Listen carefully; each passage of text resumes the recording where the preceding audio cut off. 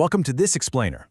Okay, what if I told you that you are literally reading a secret language every single second of the day, and you probably don't even know it? Well, today we're going to demystify exactly how meaning is constructed all around us. Think of this as getting your hands on the ultimate decoder ring for human communication. It's a wildly fascinating dive into how our brains process information, how we read texts, and how we understand the hidden layers of our own culture. Let's get into it.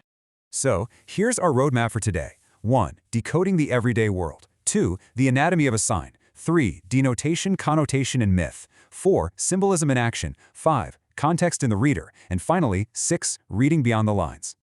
All right, let's kick things off with Section 1, Decoding the Everyday World and Questioning Reality. I mean, seriously, have you ever stopped to actually wonder how we do this? How does a simple sound, some random hand gesture, or just a quick sketch of a shape convey such deep, complex, and emotional meaning to us in literally a fraction of a second? Here's the wild part. Meaning doesn't just naturally exist out there in the universe. It's not baked into the objects themselves. For example, giving a thumbs up means good job to us, right? But it can be a pretty grave insult in parts of the Middle East. Why is that?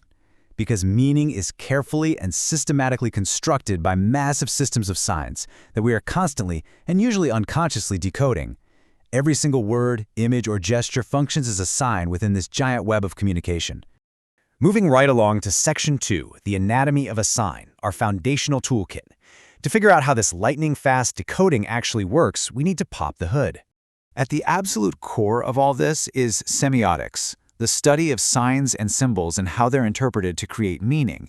And look, this isn't just some dusty academic theory. It's a profoundly powerful framework that turns us into active, critical thinkers instead of just passive consumers of the media around us.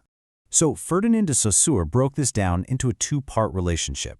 You've got the signifier, which is the physical form itself, like the written word tree, and the signified, which is the actual mental concept of a leafy tree that pops into your head. The mind-blowing thing here is that this connection is 100% arbitrary. There's literally no physical reason why the sounds TREE mean a large wooden plant. We just all agreed on it as a society. It's the exact same reason a dollar bill is just a piece of green paper, right up until our collective belief gives it value as money. Expanding on that, Charles Sanders Peirce comes along and gives us a triadic, or three-part model. First, you have icons, which rely on visual resemblance, kind of like a portrait. Then, indexes, which have a direct physical connection, like smoke signaling fire. And finally, symbols, which rely totally on cultural rules, like a stop sign. Peirce also focused heavily on the interpretant, which is the mental effect produced in you, the reader. It reminds us that making meaning isn't just a static equation, it's a super dynamic process happening in your brain right at this very moment. Next up is Section 3, Denotation, Connotation, and Myth, adding cultural depth. Let's see how literal meanings snowball into hidden ideologies. Think of it this way. Semiotics draws a massive line between denotation, which is the literal dictionary definition, and connotation, which is the associated cultural meaning. Take a snake. Denotatively, it's just a scaly reptile. But connotatively, depending on the context, it screams evil, danger, or temptation.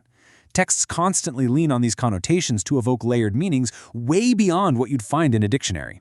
And then Roland Barthes takes this to a whole new level with what he called myth.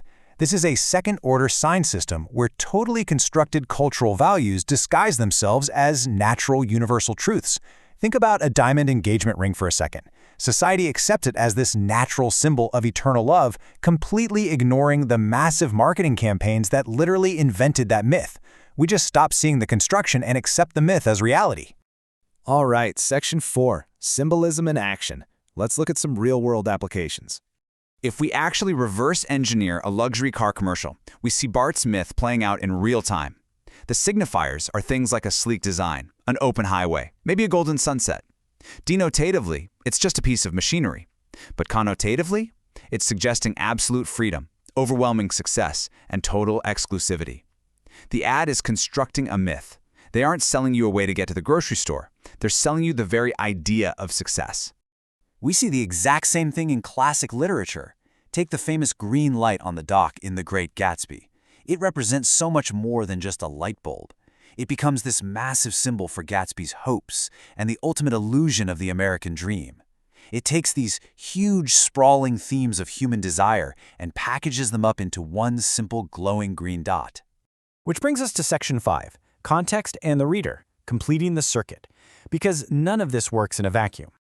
Here's the thing. Meanings are absolutely not fixed. They mutate.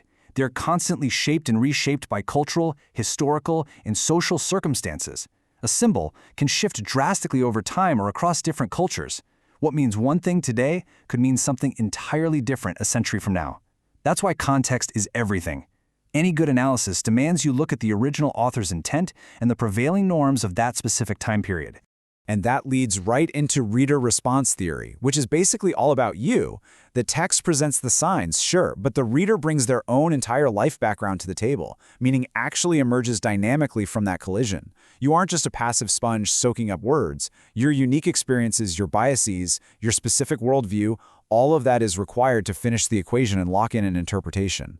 And finally, Section 6, Reading Beyond the Lines, Your New Critical Power. Let's talk about how to actually wield this toolkit. Modern theories push this concept even further. Think of intertextuality kind of like an internet meme. Nothing exists in isolation. Everything is a remix, responding to whatever came before it. On the flip side, deconstruction exposes just how fragile these meanings really are, pointing out the underlying contradictions. These perspectives remind us that text. Armed with this decoder ring, I'm going to leave you with this thought. The very next time you watch a commercial, or read a headline, or even just walk down the street, ask yourself, what myth are they trying to sell me right now, and exactly what signs are they using to do it? Keep questioning the world around you, because once you know how to look, you'll realize the code is absolutely everywhere.